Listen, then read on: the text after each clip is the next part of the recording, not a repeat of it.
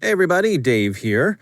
Did you know that the CyberWire is the world's largest B2B cybersecurity podcast network? Each month, our popular programs reach over 250,000 unique listeners that care about cybersecurity, including some of the most influential leaders and decision-makers in the industry. More than 80% of our audience are part of the decision-making process at their organizations, and more than 70% reported checking out the sponsor's website after hearing an ad. The CyberWire is one of the best ways to grow your brand, generate leads, and fill that sales funnel. From the Fortune 10 to emerging startups, we have options to help you reach your goals and to fit your budget. Our podcasts are sold out for this year, but we're now booking 2021 and beyond.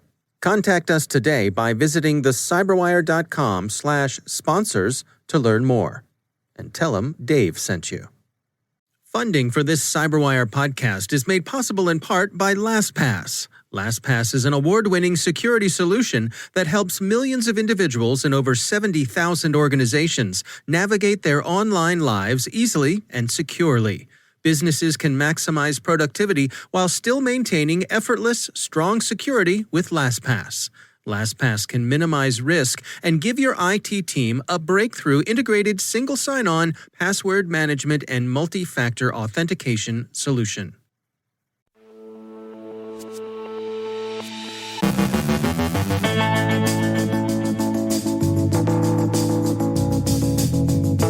Ghosts in virtual machines, cloudbursts in the forecast. The U.S. intelligence community is preparing a report on foreign election interference. CISA has a new interim director, a view of the threat landscape from Canada. Barlow from Cynergistek on reclassifying the internet as critical infrastructure. Our guests are Shai, Cohen, and Brooke Snelling from TransUnion on building trust in a digital consumer landscape and a look into the near future.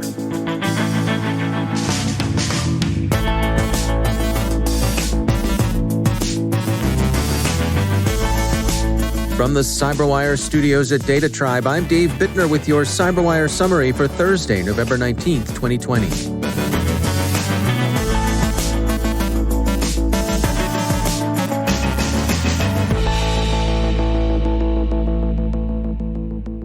IBM researchers have found and disclosed a vulnerability in Cisco's widely used WebEx video conferencing service.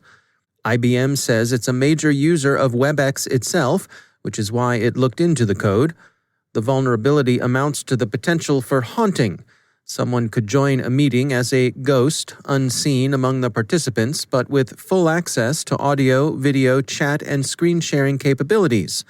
The ghost could remain in the form of an audio connection even after being detected and expelled. And the ghost could collect information on meeting attendees, full names, email addresses, and IP addresses, without even being admitted to the conference. Cisco has patched the vulnerability, and users should apply the fix.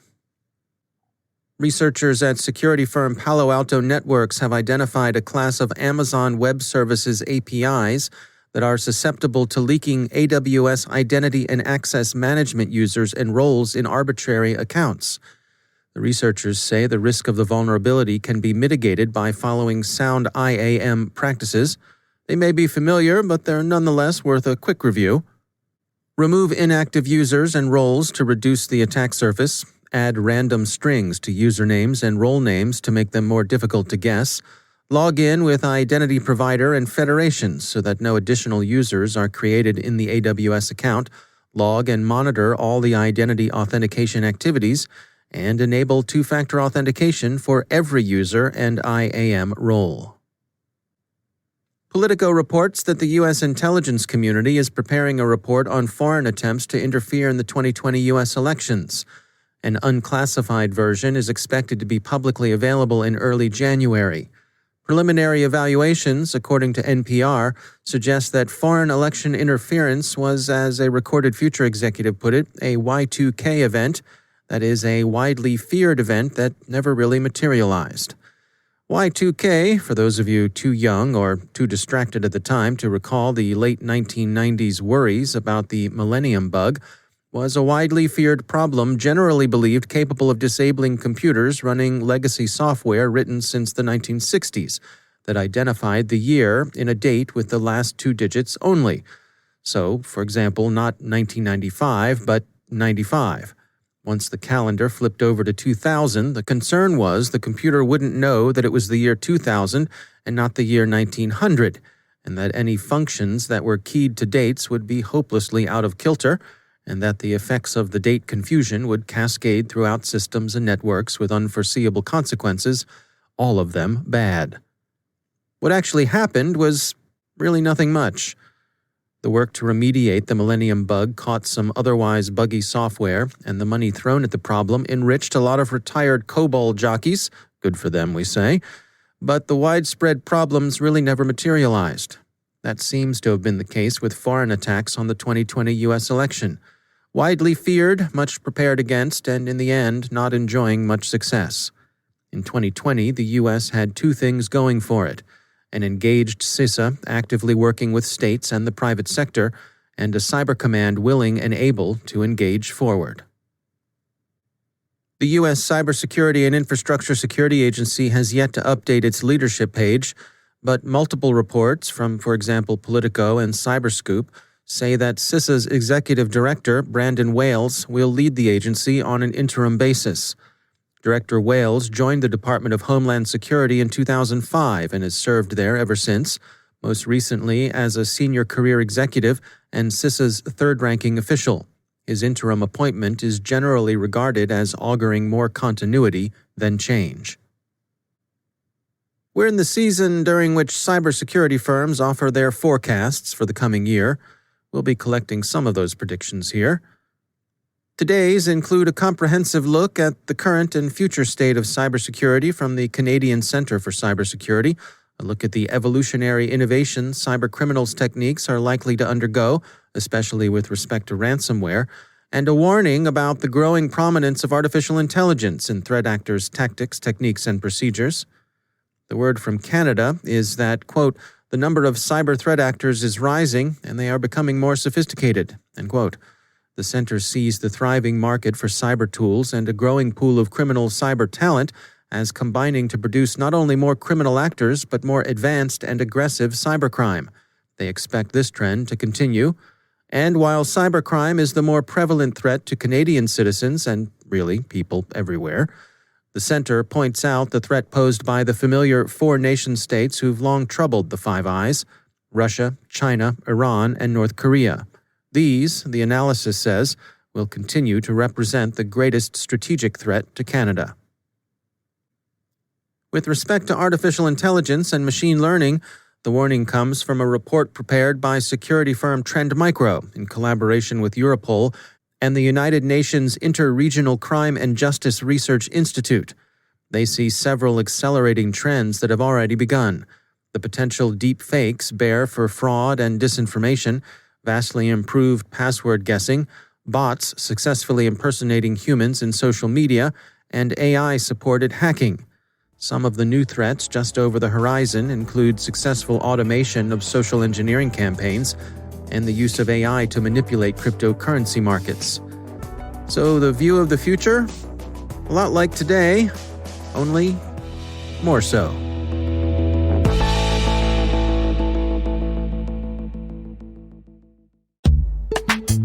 And now, a word from our sponsor, ExtraHop, securing modern business with cloud-native network detection and response.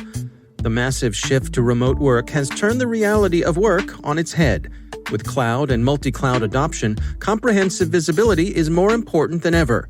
But in order to protect your business, you need more than unified visibility. You need intelligence response workflows so teams can collaborate easily and act quickly. ExtraHop helps organizations like Wizards of the Coast detect threats up to 95% faster. As John Kreese, senior IT engineer, puts it, quote, ExtraHop is helping us accelerate cloud adoption by ensuring our workloads are secure. See how it works in the full product demo, free and no forms required, at extrahop.com/cyber. That's extrahop.com/cyber. And we thank ExtraHop for sponsoring our show.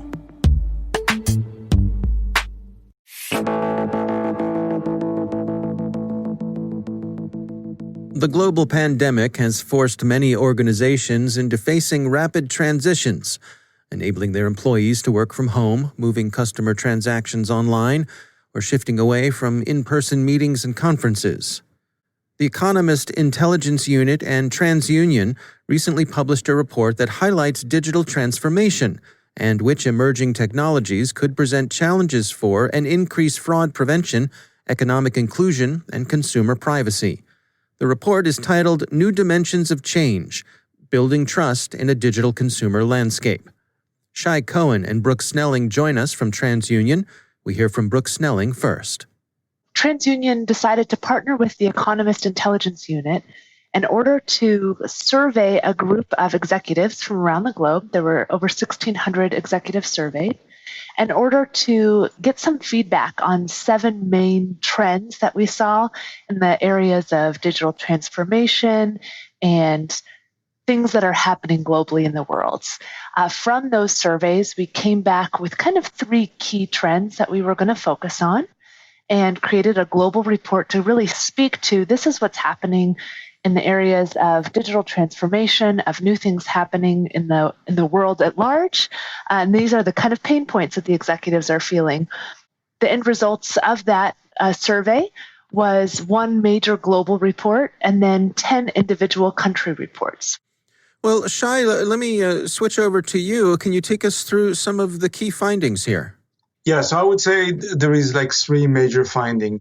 Digital experience and transactions, biometric become a big part of the main part or the main part of authentications, and using machine learnings to actually prevent and detect fraud across all the different data elements that are coming into place. Obviously, we kind of saw a gradual increase in online transactions regardless of the pandemic, but the pandemic kind of dramatically accelerated that. And also as a result of just more customers transact online, there is also as a need, the result to protect, many more transactions. So more a way of defending, provide consumer insight and detect and prevent fraud is also coming into the place. And the good thing that, as transactions growing overall, we have more tools to kind of, address the needs to prevent and detect fraud. Was there anything coming out of the study that was surprising or unexpected? Let me start with you, Brooke. Absolutely. I think there was a lot of things that came out of the study that surprised me. One of them was metrics around artificial intelligence, AI, and machine learning. It was very interesting to me that 43% of the respondents believed the greatest benefit that AI would have to their organization was in the areas of fraud prevention and security. And as we kind of were delving into that, considering that really good AI really requires very good data. My favorite metaphor is as though you're cooking. You can have the best chef, you can have the best pots, you can have the best kitchen in the world. But if you're starting out with rotten tomatoes, your soup is going to be terrible. It doesn't matter. So you have to have the really good data and a really good team that knows what to do with the data. You have to have a lot of transactions to train on that data. And that requires resources. And so I feel like one of the things that we really found in this report was that businesses want this AI. They want to be able to use it for fraud and security, but they're feeling this pain of lack of resources and what is required to be able to use this AI. And so to really be able to find those partners that have all that good data, that know what to do with that data to really enable businesses to use it for the purposes of fraud prevention and security in particular. Our thanks to Shai, Cohen, and Brooke Snelling from TransUnion for joining us. The report is titled New Dimensions of Change: Building Trust in a Digital Consumer Landscape.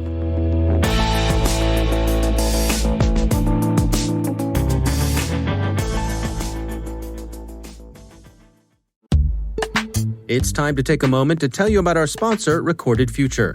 If you haven't already done so, take a look at Recorded Future's Cyber Daily. We look at it. The CyberWire staff subscribes and consults it daily. The web is rich with indicators and warnings, but it's nearly impossible to collect them by eyeballing the internet yourself, no matter how many analysts you might have on staff, and we're betting that however many you have, you haven't got enough. Recorded Future does the hard work for you by automatically collecting and organizing the entire web to identify new vulnerabilities and emerging threat indicators.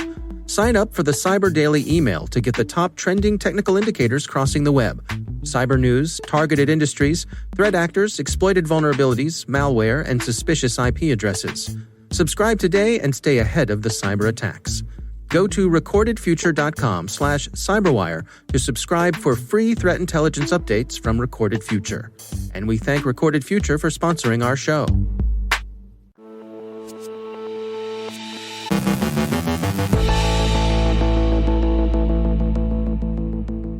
And joining me once again is Caleb Barlow. He is the CEO at Cynergistek. Caleb, it's always great to have you back. I want to touch base with you about some of the things that we've learned as we've made our way through this pandemic journey, and the importance of some of the things that we take for granted. You know, when we're talking about things like critical infrastructure, I know you have some thoughts here. Well, today, CISA defines 16 critical infrastructure sectors. And these are, well, honestly, Dave, they're kind of the critical infrastructure you define in a World War II world, right? Energy, healthcare, communications. I don't know about your household, but my critical infrastructure are things like Zoom, Twitter, email, Comcast, right? Maybe now granted, Comcast is a good example. There actually are a critical infrastructure because they're a communications provider. But What about Twitter, Dave? If the president of the United States uses Twitter as the primary means to communicate with a populace, whether you agree or disagree with some of the things he says, isn't that by definition critical infrastructure, especially when we now know that a 17-year-old can breach that and tweet other things? And we've all talked about that breach of what could have happened, right? But do we need to think about these other areas as critical infrastructure? And, we don't need to look any further than recent cyber activity of companies like Zoom, right? Zoom is how we educate our children right now, how we go to work, and how we have parties with friends, all on Zoom today. Probably need to rethink about how important applications like that are to us. We talked about Twitter. What about Garmin? Now, here's another interesting example, right? So in the case of Garmin, they went down with a ransomware incident. But what is Garmin used for? Garmin is, for all intents and purposes, a life safety device. It's also a cool little thing I wear on my wrist to figure out what my workout looks like. Right. But if I'm an aviator or a mariner, I depend on Garmin for my life. And, maybe we need to rethink these things in a different way, because if that data can be manipulated, if it can be changed, and if it can be accessed for ransomware, then there's a pretty good chance you can access this type of data to change it. And I'm not picking on Garmin specifically, but just think about this as an example, right? Now, Dave, I don't know if you know this, but I'm a lobsterman. I'm a big mariner. Oh. So, and that happens to be also where I listen to the CyberWire, is why I capture lobsters, right? Okay. But I got to tell you, there are some places I go with my boat that I wouldn't dare to go 20 years ago, because, there are rocks in certain areas and I need to know exactly where I am. And if I know where I am, it's great cruising. And guess what? That's where the good lobsters are. Right. But if I can't trust that, then my whole world changes in terms of how I think about it. And I guess my point here is maybe there are some new critical infrastructures that we all need to think about coming out of COVID. I mean, the internet is probably the critical infrastructure of all critical infrastructures. And I would argue that as a country, we don't put the type of thought we need to put into keeping that running, like we put into the energy grid, or like we put into hospitals, or like we put into transportation. And maybe we need to change our point of view. What would that look like in your mind? Well, so you get into a tough balance, right? Of, this isn't going, oh my gosh, bring in the regulators and lock everything down. But it does mean we need to think about some things in new ways. I mean, probably a great example of this, in looking at the Twitter breach as an example, is how many employees there actually had access that they could change and post on behalf of one of their clients. Simple separation of duties would have prevented that, right? These various types of security provisions, expectations, third-party audits, maybe in some cases regulatory formats, and I'm not necessarily saying that's the way to go. But the point is, we've got to stop thinking about Facebook and Twitter and Amazon as social media apps or places where I buy things. We've got to start thinking about these things as the lifeblood of our economy, the lifeblood of who we are. Because if they go down, we're down. Yeah. I mean, what would your life be like during this pandemic, Dave, if you didn't have the internet? You couldn't work. No. I'd probably sleep more. What if you didn't have Amazon? Like, how different would your life be right now if you didn't have Amazon? Yeah, I mean, I think these are all. I mean, it's an excellent point and something to be mindful of. I guess I worry that it could be a be careful what you ask for situation, because is it incorrect to say that with being categorized as critical infrastructure, there comes all sorts of regulatory regimes with that?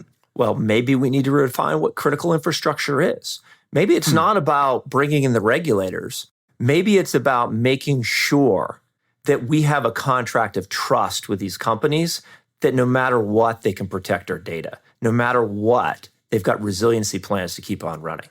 And look, there have been some amazing hero stories in here too, right? I mean, not for nothing, but let's give a little kudos to Amazon in this, in that, I mean, think of how much infrastructure runs on their servers. Hasn't gone down, still working. I'm still getting my packages at home, and I'm ordering a heck of a lot more than I ever did before, right? I mean, so there are some amazing positive stories in this as well, but we really need to think about how critical different parts of our world are than a past generation. And we've got to flip the switch from World War II thinking to 2020 thinking. All right, interesting insights as always. Caleb Barlow, thanks for joining us.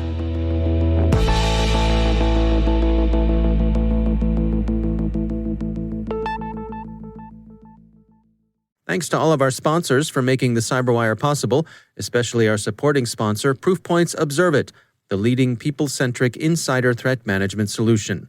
Learn more at observeit.com.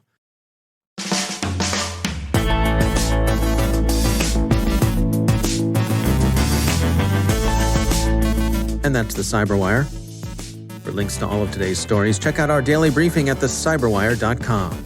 And for professionals and cybersecurity leaders who want to stay abreast of this rapidly evolving field, sign up for CyberWire Pro. It'll save you time and keep you informed, because you're worth it. Listen for us on your Alexa smart speaker, too.